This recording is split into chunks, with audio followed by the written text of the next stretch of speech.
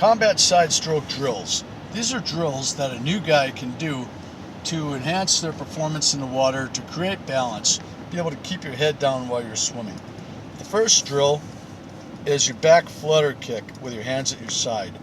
What you're going to do is you're going to try to press your chest downward and bring your hips to the surface. Try to kick at your hip flexors, not so much at the knees like this gentleman here is doing. You'll get more out of the actual kick. You want to keep your head in line with your body, your hands at your side. You're going to keep your face out of the water. If it goes under, that's okay. Keep your neck in a natural position. The next drill is your back flutter kick, no arms, and your head lifting.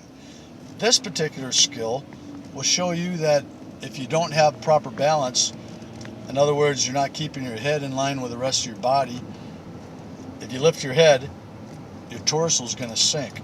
As you can see here, as you're swimming, when you have balance, you're going to lift your head periodically, and you're going to notice that every time you lift your head, your hips are going to fall, and it's going to become a lot harder to swim, and you're going to have less displacement over the water.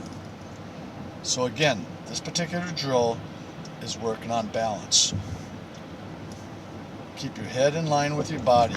You have basically 3 lines that you have to stay balanced: your head, your torso, and your hips and legs.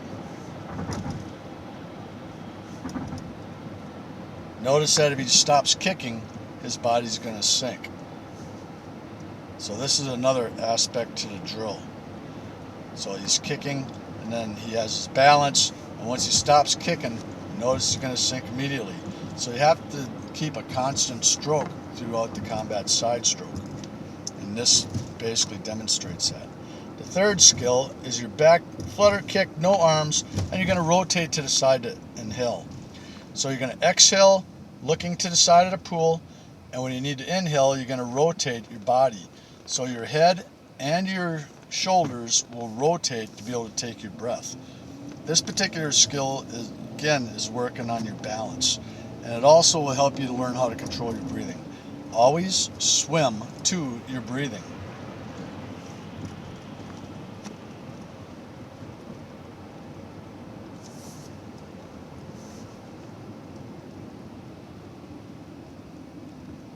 If needed, this gentleman here just picks his head up slightly to be able to take his breath. If you need to, you can rotate more towards your back to create more of a level of comfort as you're actually trying to breathe. And as you're doing this, you want to keep your head in line with your body and try to keep your shoulders, your hips, and your feet as near to the surface as possible.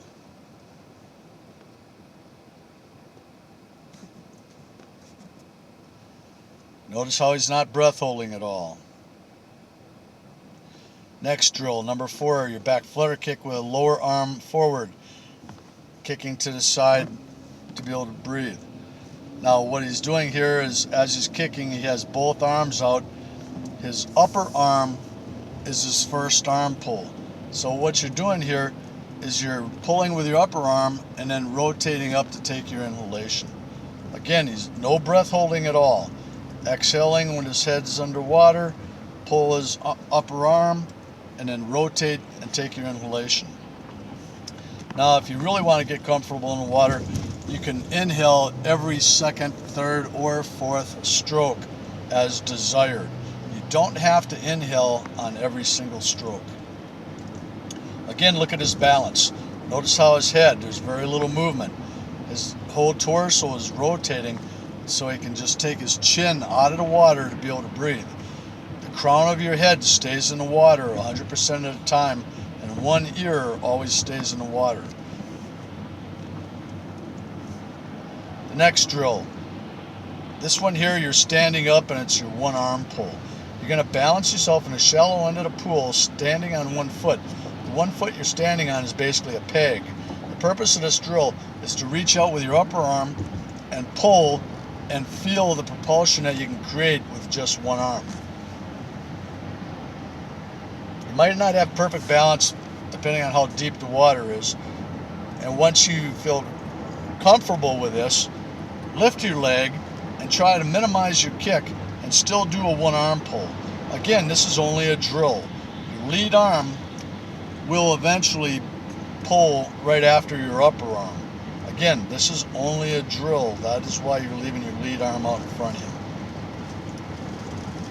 Once you get into the full stroke, you're going to reach out, pull with your upper arm, and then pull your lower arm into your chest. So again, don't get this technique confused with the actual combat side stroke.